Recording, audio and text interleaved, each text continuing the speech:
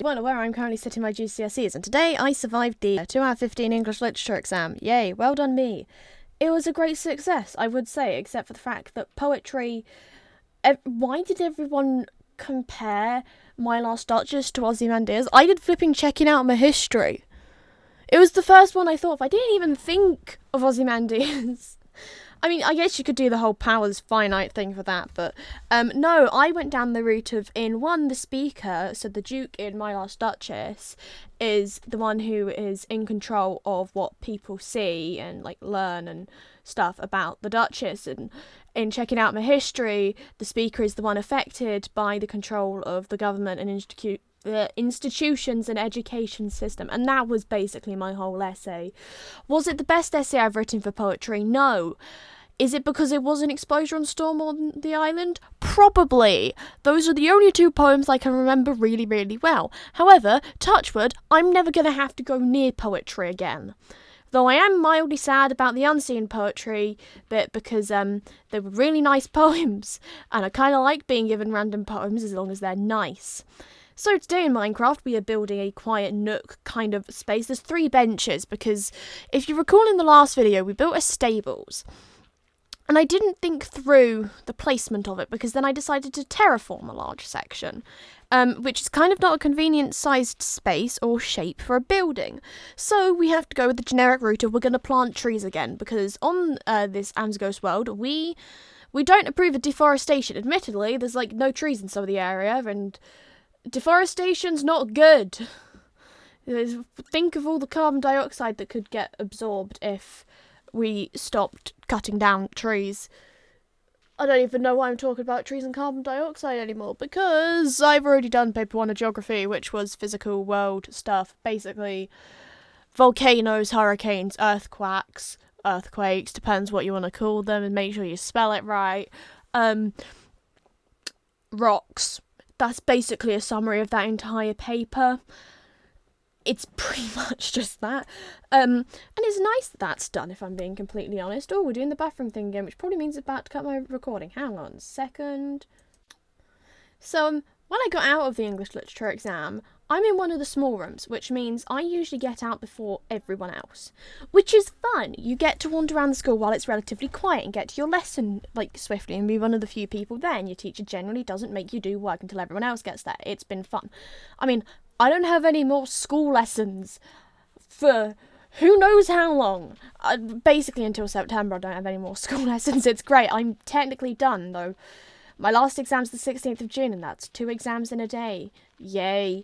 And then I'm in and out of school anyway, but because that's tech stuff. But going back to it, I got out of this exam, and I was like, I wonder what everyone else compared their poem to, because the question was, because we did compare and conflict, was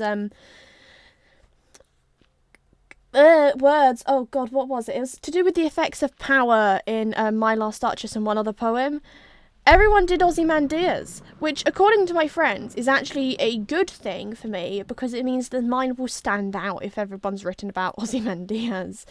However, I'm honestly not sure. I mean, some of the stuff in there is possibly a long shot. However, the Inspector Calls questions, they were okay. I mean, they were simple.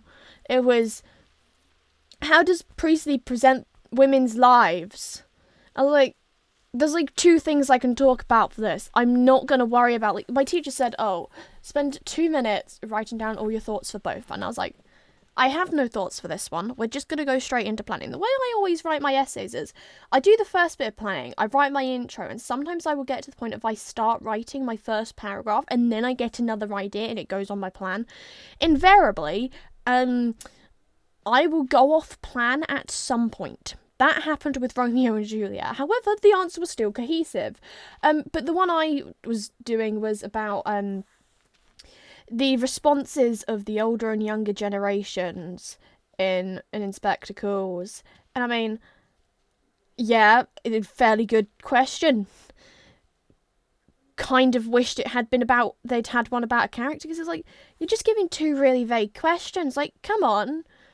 Think outside the box. Give us something. Because obviously, in Spectacles, you don't get an extract. You get extracts for... We did Christmas Carol and Romeo and Juliet, and you get given one poem. Yeah, I was like, could we not have had a character? Why didn't we get a character? That would have been really fun. I want to talk about characters since that's half of the stuff I revised. Oh, there we go, we're back. So, obviously, we have now covered the modern drama thing and poetry. Now, unseen poetry. Oh my god, the poem they gave us was so damn good.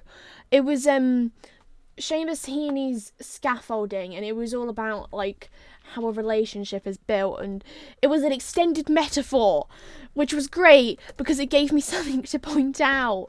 Because the next question was, compare the methods, because you get given 2 poems, and my rule always is, don't look at the second poem until you have answered the question about the first poem. Don't look at the other questions if you can help it.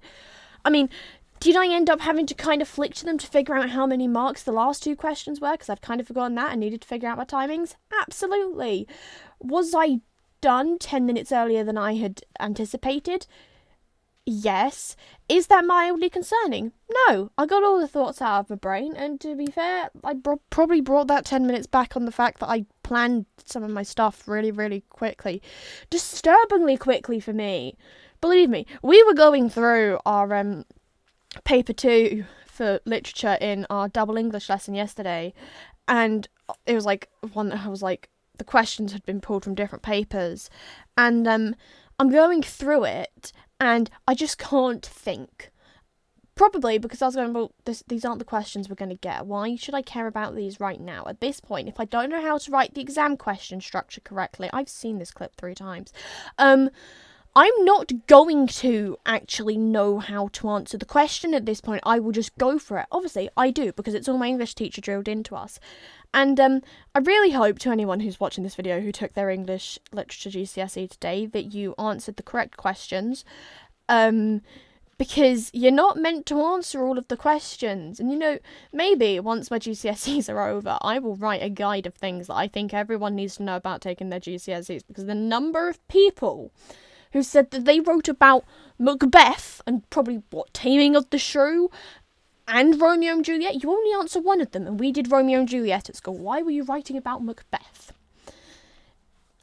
There was like 27 questions available for paper 2, and it was like the first big chunk of them, there was like 20 something questions, because I think there's like 12 different choices of text and like 2 questions for each.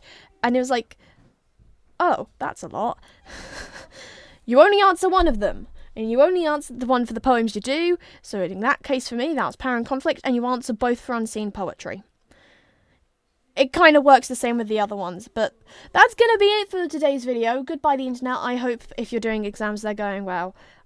I'm going to disappear now and upload this video. Bye.